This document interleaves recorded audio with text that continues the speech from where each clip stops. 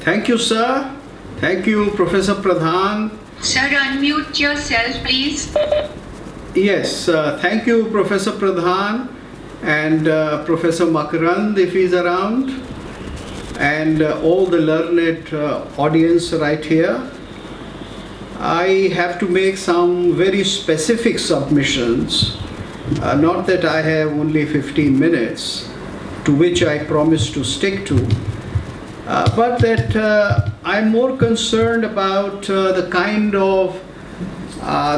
of study, the kind of a pursuit that Indian Institute of Advanced Studies should undertake in the coming years. And my observations would be something not about just this institute, but I feel that this is what most institutes in the country should think about. We should think about something what I may call a paradigm shift as to what we are going to study, how much we are going to study, and what is going to be our priority. Of course, everything is wonderful and everything is beautiful in this world, you know, and there are so many things to do or study. As Bhartrihari said, that there are so many wonderful things, but I don't know which to pursue when and all that. So what should IIAS do, and what should certain other major institutes of the country do? Number one, I think in my view, first of all, they should get out of this balancing game that we have to study the Indian tradition, but we have also to study equally, with equal rigor, if not more, the Western tradition. So that if we don't study the Western tradition, then something serious happens and there is a lacuna in our pursuit of vidyas. Now, I think we have to get out of that whole thing, because our study of the West has been largely a pursuit of regurgitation of what has happened or what has been written in the 300 years in the West. Now, I don't want to comment on that because there are umpteen number of discussions and books on anti-colonialism, etc., etc. But what I'm saying is that we should approach the West as and when we want to do after we have done a very thorough understanding, a discourse building, a narrative building of our own tradition. Which means, very practically speaking, studying the texts of India.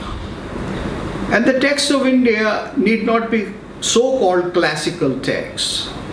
Anything from Rigved to Sri Aurobindo or even later, which is of value, which people have found very useful, is something worth studying in whatever language it has been written or in whatever medium it has been performed. Because to my mind, Shabda is not just Vyakta Shabda or the lexical signifier. It is Angik, Vachik, Satvik, Aharya, everything. It is something which is performed as well as it is written. Writing or lexicality is only one small part of truth in the whole pursuit of vidyas in the Indian tradition. So, what I am saying, and maybe some people would accuse me of being a hyper-nationalist, is to concentrate significantly on the Indian text, which means that we have to do a first-hand study of the text. Now, we have had people from Max Muller onwards who were translating, and we have a huge amount of material of the sacred books of the East, so to speak, and now we have a lot of material through various websites which is translated into English. of all these classical texts. I think we have to set that aside, metaphorically speaking, set that aside, and we have to study those texts very deeply and to see how significant they are and how we can use them today. Because in the last 300 years, they were used by those who wanted to make a specific use of it. Namely the Indologists, Europeans and Americans, largely Europeans, who were people who were approaching our civilization, and they were quite justified in having a version of it and a classification of it. Now we have to do our own classification. हमें अपना वर्गीकरण करना है, हमें अपनी पहचान करनी है, हमें अपना दर्शन करना है. आपको टेक्स्ट को एक लिविंग एंटिटी मानकर दोबारा उससे जान पहचान, बोलचाल, दर्शन और संबंध बनाना है. Now this means that people from various parts of India study it. This of course also means that you have to give up this Nehruvian setup of academies and higher institute where people come to study only through the medium of English, or they come through people who know English or those who are known to English speakers. It is people of the native languages, the Indian languages, who have to study these texts. And I can tell you that there is a huge number of people who have been doing this study. Professor Makaran mentioned that if you give up English, then what would you fall back upon? Are there any people? I would like to say that yes, there are people and hundreds of them, only that we have not started to discover them or search them. If you start looking for them, you will find them in small villages of India also. And that is where the innovators of India have always lived. Tansen जो थे वो रीवा के दरबार में और उसके पास गांव में रहते थे. It is only in his old age that Tansen came to Agra and became the Navratna of Akbar. So this whole process should be reversed. If we make up our minds that our texts have to be studied, then we should start looking for scholars, for artists, for performers who will study that text, as they are practicing certain vidyas of India in different parts of India.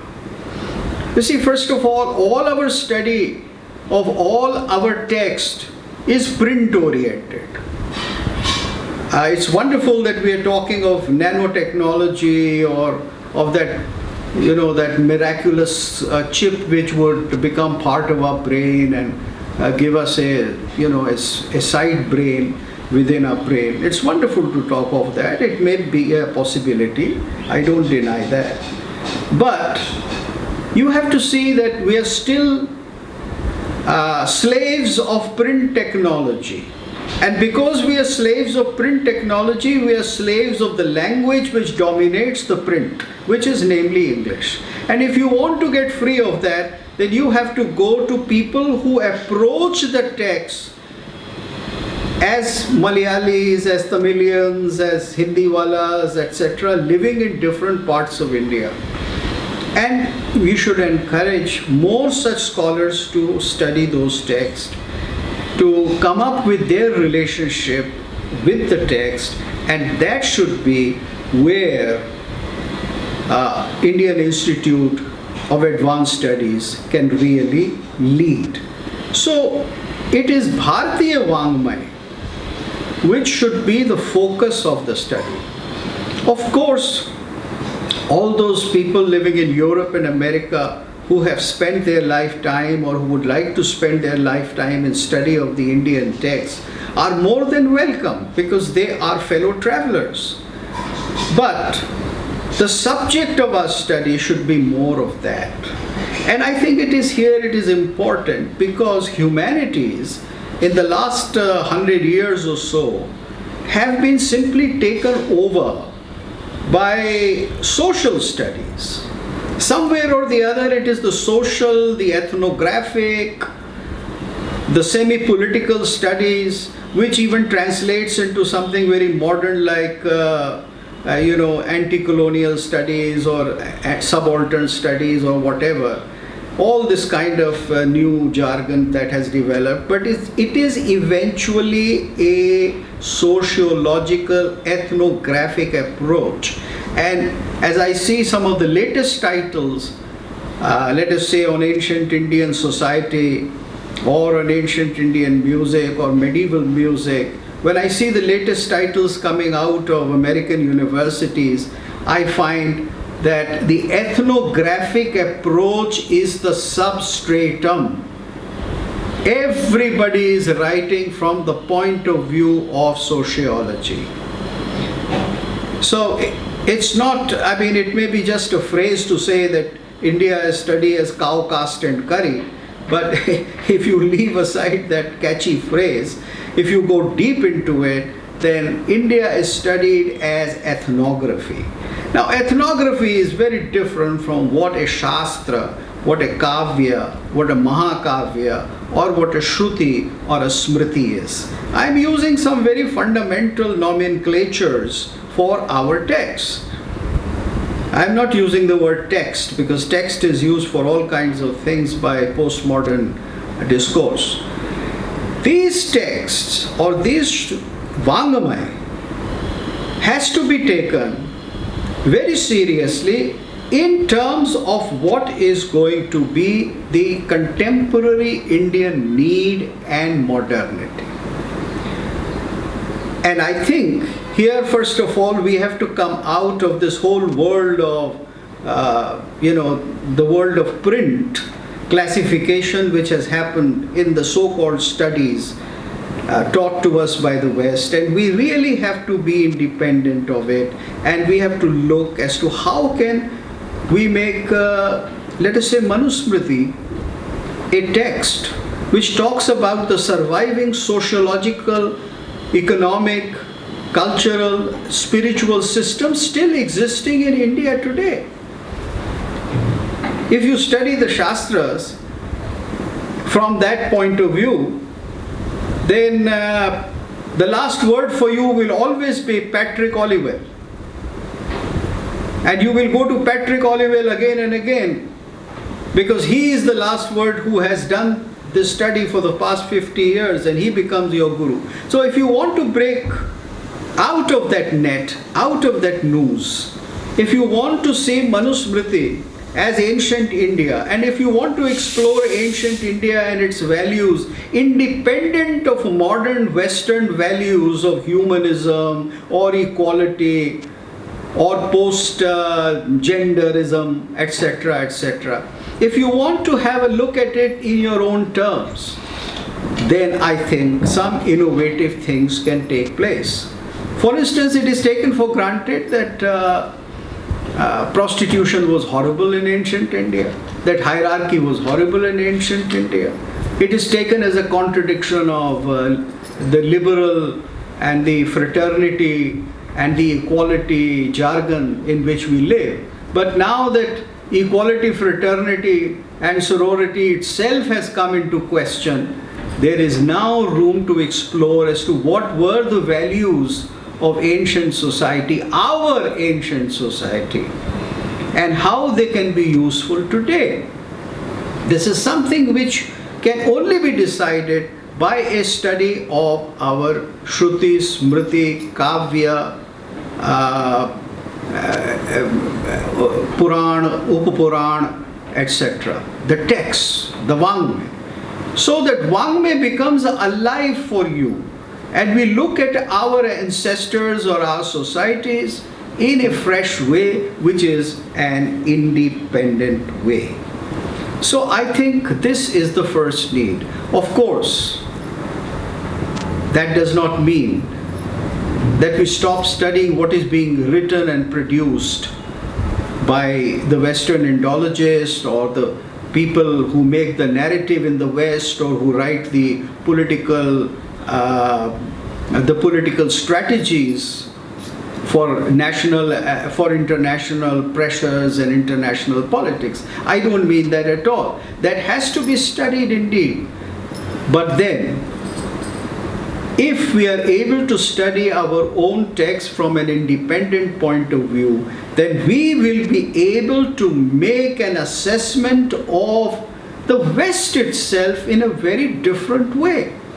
And the whole hegemony of the Enlightenment culture, which is the hegemony of the people who dominate the so-called, the ethnic people in the rest of the world, will certainly crumble. Many years ago, I went to this wonderful museum in Hawaii of musical instruments. It's still one of the best, perhaps the best in the world. And the curator showed me around. At the end, she asked me, do you find anything missing? I said, well, it's wonderful, but ma'am, there is one thing which is missing. She said, oh, really? We have, these 200 classifications, so what is missing? I said, yes, you have classifications in terms of ethnological and ethnography and ethnic. So you have brown ethnic, white ethnic, etc., from China, this and that. But what about white ethnic? There is no white ethnic here. You have taken for granted that the white civilization, that the Christian white civilization is not ethnic. It's the other which is ethnic. And you are defining the other through your musical classification of musical instrument, which I find is wonderful.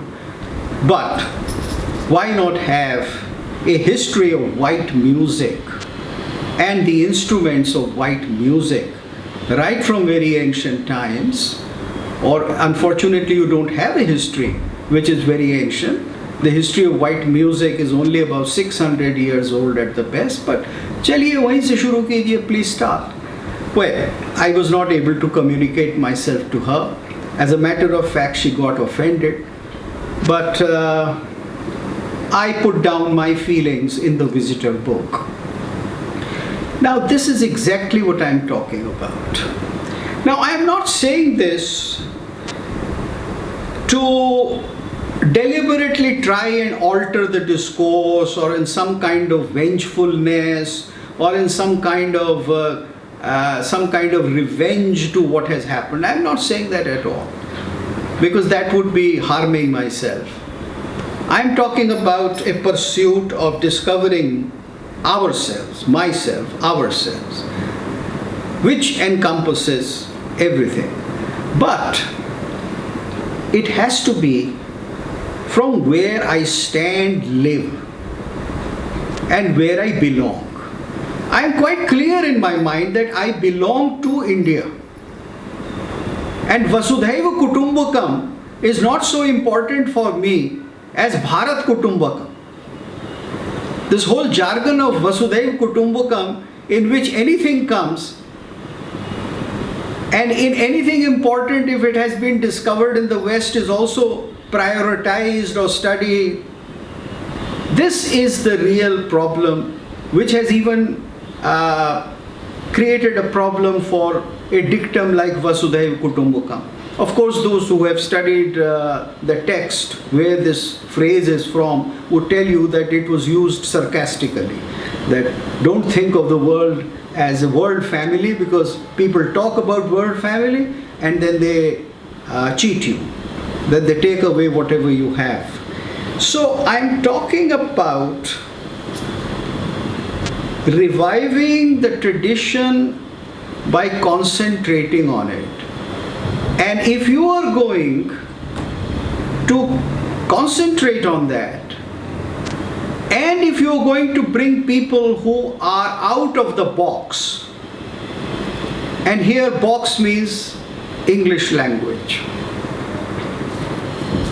If you are going to bring people who may belong to a small town in Karnataka or a small town in Punjab, and if he or she is going to look upon the text from where that person belongs and to try and trace a very practical inheritance, then things would, to my mind, radically change. So I rest my case here, as the watch shows me that it is time for me to conclude. And I'm very thankful that I had this opportunity and to make this suggestion, which may unfortunately may sound like preaching or speaking from the high table, but I sincerely am speaking as a person who has been very confused about what is going on, and myself trying to come out of that confusion. Thank you very much.